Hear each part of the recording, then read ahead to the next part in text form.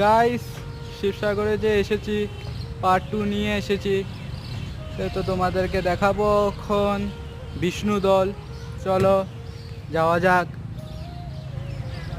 Guys, ভিতর থেকে তো আমি ভিডিও করতে পারবো না, তোমাদেরকে দেখাচ্ছি বাইরের থেকেই, চলো।